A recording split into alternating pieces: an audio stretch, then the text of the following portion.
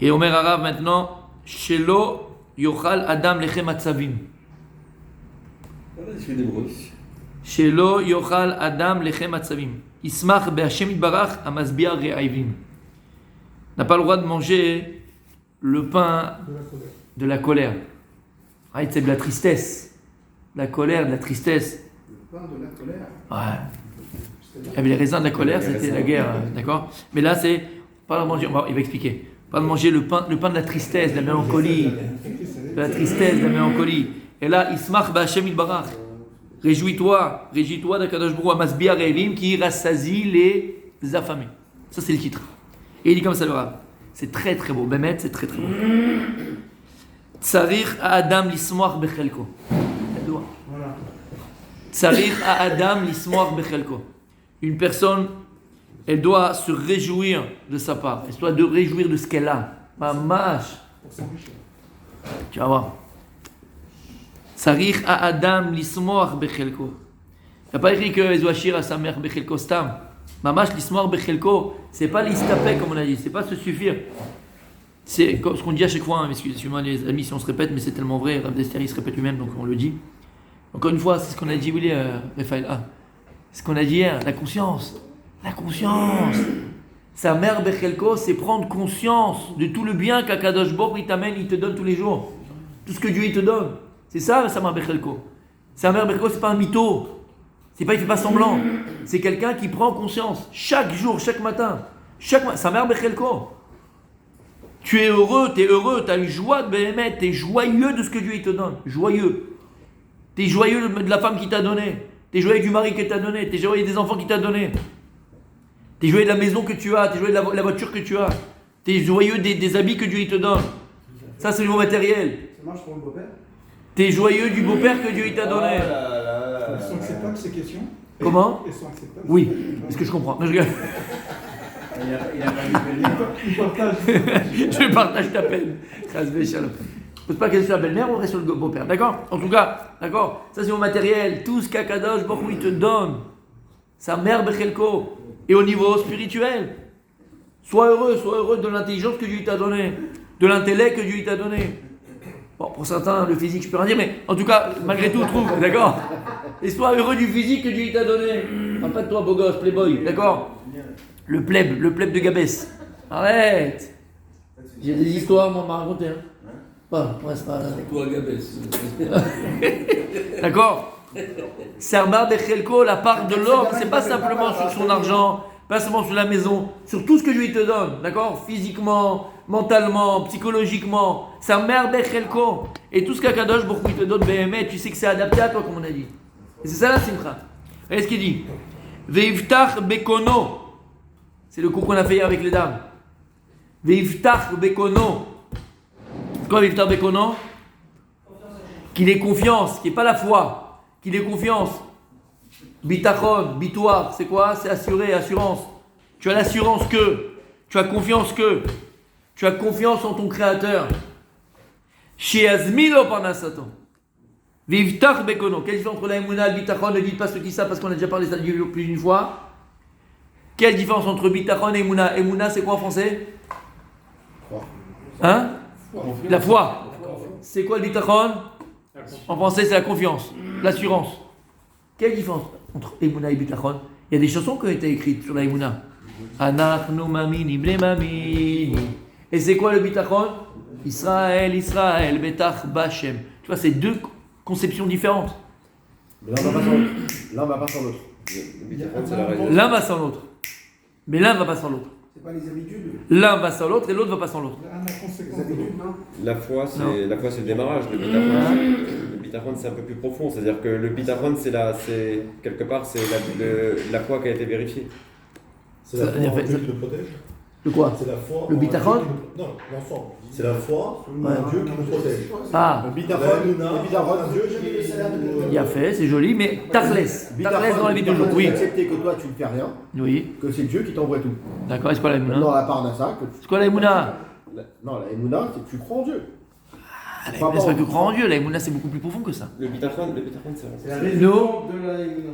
Il a fait, c'est-à-dire, il dit le chazoniste, la émouna en deux mots. La émouna, c'est la théorique. Bitachon, c'est la pratique. Tu peux avoir la Emouna sans bitachon. Tu peux avoir la Emouna sans bitachon. Quelqu'un m'a amin bemet, aval tachles dans la vie de tous les jours, il vit pas en fonction de sa Emouna. Il n'y a pas de bitachon. Aval quelqu'un qui a bitachon bachem, bevada ou bevada qu'il a d'abord la Emouna. Puisqu'il a fait meilleur. Et donc il s'écrit ici, viftach bekono, shiazmin pelo parnasato. Il n'y a pas écrit yamin bekono. Non. Iftach bekono. Et quelle différence, tu l'as compris? C'est que ça doit se voir dans la vie de tous les jours. Tu as confiance en Kadosh Baruch Hu et tu le démontres dans ta façon d'agir, ta façon de faire, ta façon d'investir, ta façon d'être. Tu comprends, d'exister. Veiftar bekono, c'est dans la vie de tous les jours. C'est dans le tachles. Shiazmilo panasato. Ta confiance en Kadosh Baruch Hu, ta confiance. Et d'où je sais que tu as confiance en Dieu et que tu n'es pas foi en Dieu, d'où je sais, ben je te vois comment tu agis. C'est comment? Regarde ce qu'il dit. Velo itzamtse bedigute aniut. Vélo, quelle puissance, je sais pas si... Non. Vélo, itzamtsem, bedigtu aniut. C'est la plus grande erreur que l'on peut faire lorsqu'on a un problème de parnassa, problème de pécunier. C'est quoi le problème? Non. Il faut répéter. Vélo, itzamtsem, bedigtu aniut. Quand tu arrives... Mais on parle que tu as un problème. De réduire la tzedaka. Non. L'erreur, c'est de réduire. Non. Pas réduire la tzedaka. Réduire quoi? L'erreur qu'on fait quand ça marche pas. L'erreur qu'on fait quand ça marche pas au niveau parnassa. J'arrive pas. Il a fait méon. C'est l'erreur qu'on va faire, c'est que nous-mêmes on va se mettre dans la pauvreté. Tu sais pourquoi? Parce que c'est là le problème. Tu vas commencer à avoir tout petit rikiki. Et pourquoi tu es capable de voir petit rikiki? Parce que tu n'as pas bitachon bachem. Et l'erreur que tu vas faire lorsqu'il y a un problème pécunier qui arrive, ponctuellement, bon chérie, on ne peut plus, on ne peut pas se permettre, on peut pas... T'as compris ce que ça veut dire? Tu vas toi-même... Comment? Il faut tout envoyer, on ne peut pas... Bien au contraire. Alors les Israéliens, ils ont... Écoute ce que je dis. Écoute jusqu'à la fin. La mentalité que tu dois avoir, l'état d'esprit, c'est que c'est un état d'esprit. Écoute bien ce que je te dis. Il y a des gens, on est tous passés par, exactement ce que j'ai à dire, on passe tous par des moments difficiles, on peut tous passer par des moments difficiles de rouler. Le problème, il est que des fois, on va nous-mêmes ensuite créer notre réalité. Pourquoi? Parce qu'on va changer notre vision de notre propre vie. Alors, j'ai moins, je vis moins, je vais moins, et ça te tire vers le bas. Ça te tire vers le bas. Je vais vous donner une petite anecdote, parce que ça, je l'avais déjà étudié, alors ça, il parle beaucoup, mais et c'est extraordinaire. Bémet, ça change. Je vais te raconter. Bon, je vous ai expliqué plus d'une fois, 1000 fois, 1 milliard de fois, je vais raconter une petite anecdote, d'accord? Le Nisayon d'un Avrer, quelqu'un qui étudie toute la journée, d'accord? Toi, Manuto, le Nisayon qu'il va avoir dans sa vie, c'est quoi? Parnassa. D'où on apprend ça, c'est pas de moi, d'où on apprend ça? Le Gaon, il parle de ça, Gaon Levina, il parle de ça, plein, d'accord, il parle de ça. D'où on apprend ça? Quel paracha? Je vous l'avais dit ça déjà. Qu'est-ce que tu as dit? Non. On va tout le faire. Nous, c'est dans pas longtemps. Dans pas très longtemps. Mais dans pas très longtemps. Yaakov. Avec qui? Avec Laban. Non, presque. Shem et Héber. Non, avant, presque après. Avec Esav. Quoi? Esav, pas Esav vraiment. Qui? Le malach de Esav. Et lorsqu'il va combattre le malach d'Esav, qu'est-ce qu'il tape? La hanche. Et c'est quoi la hanche dans le corps humain, dit le Gaon? Ce qui maintient le corps. C'est le bassin du corps. C'est la hanche. D'accord? Il dit pourquoi les tsaras, le Satan, c'est qui Yaakov? C'est qui c'est Yaakov? Yaakov c'est Israël. Et c'est quoi Yaakov? C'est Tiferet. C'est quoi Tiferet? C'est Emet. Emet c'est quoi? C'est Torah. La mida de Yaakov c'est Torah. Alors c'est la Torah en théorie, parce que Moshe Rabbeinu lui c'est Netzar, c'est aussi Torah. Mais on doit prendre dans la pratique, dans le don. Yaakov c'est pour les... Ok, on avait expliqué ça, j'en parle dans ça. En tout cas, Yaakov c'est Torah. Et il dit en vérité que le Satan et Tsarara, il a voulu rendre Yaakov renégat, mamash lui faire oublier Dieu. Il a vu qu'il ne pouvait pas. Il a vu qu'il ne pouvait rien faire contre Yaakov avec nous. Qu'est-ce qu'il a fait? Il lui a tapé la hanche. Et il dit, quand Devina, après, il a pas mis un coup de boule. Un coup de boule. Il percute. Un kick. Parce qu'il ne peut pas étudier après. Un kick. Alors il explique. Il dit quoi la notion de hanche, les symboles de la hanche? C'est ce qui maintient, ce qui attrape. Maintenant, qu'est-ce qu'elle dit la mission Birkavot? Imen Kemach en Torah. Imen Torah en Kemach, mais Imen Kemach en Torah. S'il n'y a pas de Kemach, il n'y a pas de Torah. S'il n'y a pas d'argent, il ne peut pas avoir de Torah. Ça va ensemble. Issachar, Zebulun, ça va ensemble. Alors il dit, le Gaon de Vina, il dit le Satan a vu qu'il ne pouvait pas taper la Torah et enlever la Torah d'Israël. Impossible. Mais par contre, qu'est-ce qu'il a vu? Il a tapé la hanche. Il a rendu beaucoup plus difficile pour un juif d'étudier la Torah. C'est quoi? C'est le soutien de la Torah, le maintien de la Torah. Ce qui va soutenir la Torah, c'est quoi? C'est la parnassa. Et un avrech, il dit que quelqu'un qui va se donner entièrement à l'étude de la Torah, son nisayon, c'est la parnassa. Et je vous dis par expérience, ma mâche de 20 ans d'études, d'accord, on était au collège, et tu sais, c'est comme quand tu commences un marathon. Tu sais, tu commences un marathon, tu commences une course, un marathon, ok? On est 200 à commencer, à la fin, il n'en reste pas 200. Je parle au collège, il n'en reste pas 200. Tu en as 50 qui ont abandonné, ou 150, comme dans le marathon. Pourquoi? Parce que BMF, on avait tous les mêmes problèmes. Tu arrives à des situations, je ne sais pas si vous pouvez vous imaginer, et je vous ai déjà raconté. Tu arrives à des moments, et je l'ai vécu dans ma chair, je l'ai vécu. Étudier si tu n'es pas tranquille financière. Mais tzaddik, Tu peux pas étudier. qu'est-ce qu'il y a écrit? T'es gêné. Qu'est-ce qu'il y a écrit? Que la niout, un nid, il est krakemet. Un nid, la dictouka niout, ça met de la folie dans la tête de l'homme, ça fait perdre la tête. Dictouka niout, ça met de la folie dans la tête de l'homme. Tu perds la tête. Quelqu'un qui n'a pas à manger, qui n'a pas machin, ça lui fait perdre la tête. D'accord? Et je vous dis, pour l'avoir vécu, je l'ai vécu. Et des fois, je vous ai raconté, je rentrais chez moi quand j'habitais à Bétard, je sortais comme ça les poches de mon pantalon. J'avais pas un shekel à ramener à la maison, pas un shekel. Tu te dis, qu'est-ce qu'on va manger? T'as un gosse, t'as un machin. Comment tu fais? Mais tu sais, parce que tu as étudié, que le Satan, il va te éprouver d'Afka sur ça. Ça va être très dur. Mais sache que si tu arrives à tenir après, d'accord, il ne te laisse pas tomber. D'accord? Et après avoir étudié toutes ces choses-là qui sont tellement importantes, c'est tellement vrai, quand tu arrives à ne plus avoir, là je lui dis à l'extrême, d'accord, et c'est du vécu, quand tu arrives à ne plus avoir, qu'est-ce que tu vas faire? Tu vas rajouter à ta pauvreté. C'est quoi la plus grande pauvreté, mes amis? C'est quoi le plus grand danger d'un pauvre? C'est de ne pas avoir d'argent? Non. De l'espoir. C'est la pauvreté de l'esprit. La pauvreté de l'esprit.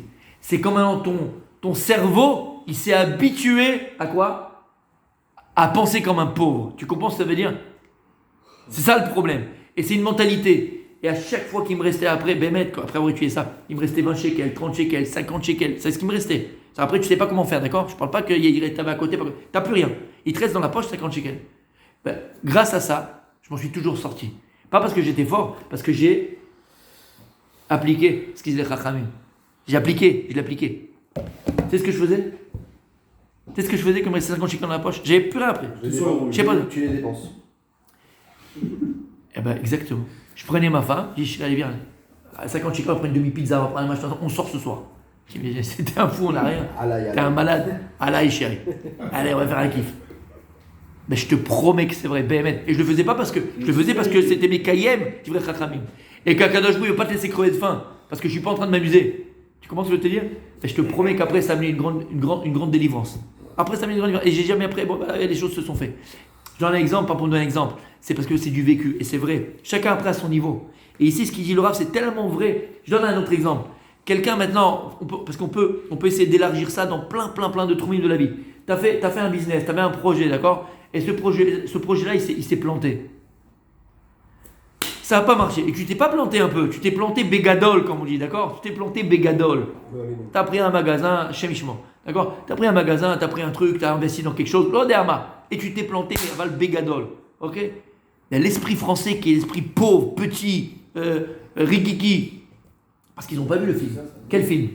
Quel film? Quel film? Pour Sandrine, t'as plus rien maintenant. Non, quel film?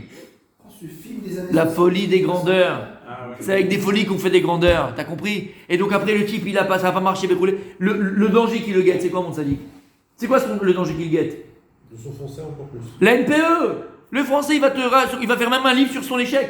Il va te créer un livre. Tiens, fais comme moi. L'histoire de mon échec. Et jusqu'à la fin de sa vie, il raconte ça à ses petits-enfants. Tu comprends ce que ça veut dire? Mais l'Américain, il fait pas ça, l'Américain. L'Américain, bien le contraire. Quoi? Il retourne à la banque, demande un autre prêt et il fait encore plus grand que la fois dernière. Parce que pour lui, c'était pas un échec, c'était quoi, on avait dit? C'est une expérience. Pour l'Israélien. Alors bon, Hachem, on a des Français un petit peu américains ici. Mais bon, t'as compris ce que ça veut dire, américanisé. Ok? Et c'est un état d'esprit. Alors c'est vrai, je suis d'accord avec Rabbi Julien, parce que je sais que Julien n'aime pas qu'on parle comme ça des Français. Mais je suis d'accord avec Rabbi Julien. Depuis, je vais vous dire, il y a eu un tournant dans l'histoire du peuple français.